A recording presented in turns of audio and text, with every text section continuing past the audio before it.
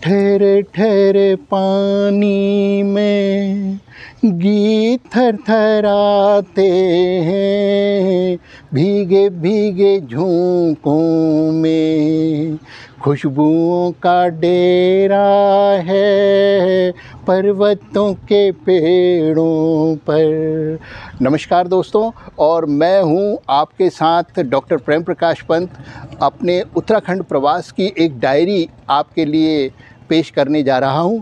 और जहां जहां हम रुकेंगे, जहां जहां जिन जिन मंजरों से हम होकर निकलेंगे, आपको उसका रसास्वादन ज़रूर कराते चलेंगे। इस चरण में पहली स्टेप पर, पहले सोपान पर मैं यहाँ पर हल्द्वानी नगर में हूँ। आप पीछे देख रहे होंगे, बड़ा विहंगम सा दृश्य है, पहाड़ियाँ हैं। अपने भाई के घर में हूँ, टेरेस के ऊपर से ये वीडियो हम लोग शूट कर रहे हैं और खूबसूरत पहाड़ियाँ हैं। 30 से 40 किलोमीटर की दूरी पर ही नैनीताल है। उसके बाद भीमताल, नौकुचिया ताल, सात ताल और रानीखेत जैसे बहुत ही रमणीक स्थल आपको यहाँ पर देखने को मिलते हैं। एक खूबसूरत सा राज्य है उत्तराखंड, जहाँ जो मेरा पैतृक राज्य है, और इस राज्य की ओर लौटना और कई दिनों के बाद आना अपने आप में भावुक कर देने वाला एक विषय है। तो मैं प्रथम चरण में यहाँ पर हल्द्वानी में हूँ। ये खूबसूरत शहर है, लगभग 15 से 20 किलोमीटर के दायरे में फैला हुआ, विस्तार लिया हुआ। एक बड़ी रोचक कहानी इसके साथ जुड़ी हुई है कि हल्दू के बड़े चौड़े चौड़े वलय वाले पेड़ यहाँ हुआ करते थे, जिनके पाट लगभग 20 से 30 फुट की चौड़ाई तक हुआ करते थे, और इनको पनपने में लगभग 500 से 1000 वर्ष तक का समय लगा। अंग्रेज़ों की ये नज़र जब विक्टोरियन कालीन समय में पड़ी तो इनके पाटों को काट कर यहाँ पर बम्बई ले जाया गया, और बम्बई से लंदन। विक्टोरियन काल का जो कुछ भी आप लंदन में या इसमें इंग्लैंड में देखते हैं, वो सारी की सारी लकड़ियों की कलाकृतियाँ और लकड़ियों के स्ट्रक्चर आपको यहाँ उत्तराखंड के इमारती लकड़ियों के मिलेंगे। ये दुर्लभ जानकारी मुझे मेरे आदरणीय ससुर साहब चंद्रभूषण जोशी जी ने दी, जो निहायत ही पढ़ने के शौकीन हैं और अनुभवों का खजाना है। एक चलती फिरती लाइब्रेरी की तरह है हमारे लिए। तो जब भी उनसे बैठक होती है तो कुछ नई जानकारियाँ मिलती हैं। तो हल्दू के इन चौड़े वलय वाले पेड़ जो अब लगभग लुप्त प्राय हो चुके हैं, उन पेड़ों से आच्छादित रहने के कारण इसका नाम हल्द्वानी पड़ा।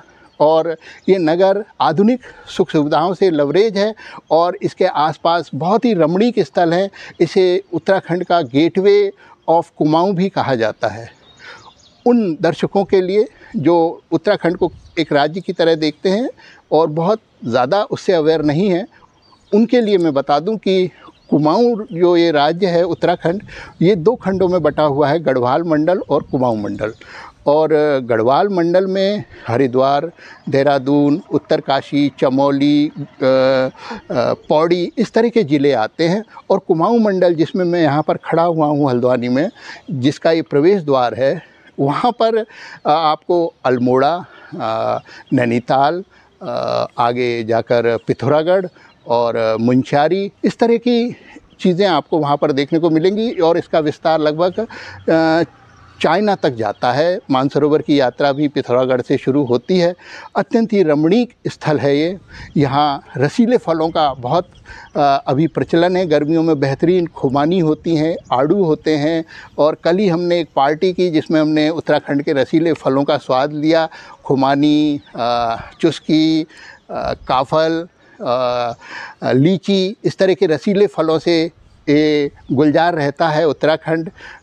हम आगे की ओर बढ़ेंगे और बढ़ते बढ़ते जो कुछ भी मंजर हमारे सामने आएंगे, हम वो और उनकी तस्वीर आप तक ज़रूर पहुंचाते रहेंगे।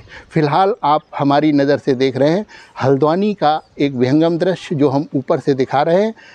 आसपास पहाड़ियों से आच्छादित खूबसूरत सा शहर और खूबसूरत लोग। अभी हमारी मुलाकात हमारे परिजनों से होने वाली है। अपने लोगों के बीच में जाना आनंद का अनुभव है। आप ज़रूर उत्तराखंड आइए, क्योंकि उत्तराखंड केवल एक नगर, एक राज्य नहीं है, बल्कि धार्मिक और हमारी सांस्कृतिक चेतना का एक बहुत बड़ा केंद्र है।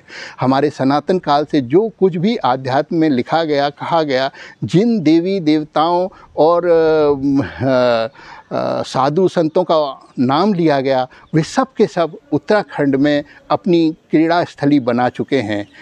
फिर चाहे वो सप्तऋषि हों, चाहे वो कण्व ऋषि का आश्रम हो जहाँ पर भरत जी का जन्म हुआ और उसी के नाम से भरतखंड इसका नाम पड़ा।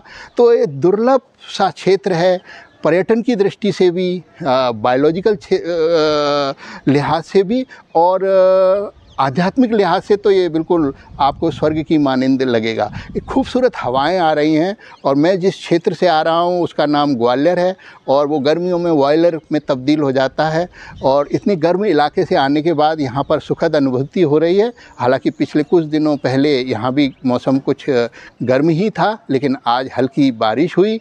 एक खूबसूरत खुशबुओं के डेरे जो मैंने अभी गीत गाया, साहिर साहब ने जो लिखा था, तो उस तरह की अनुभूति हो रही है और आगे जो भी मंजर मिलेंगे आप तक हम साझा करते रहेंगे।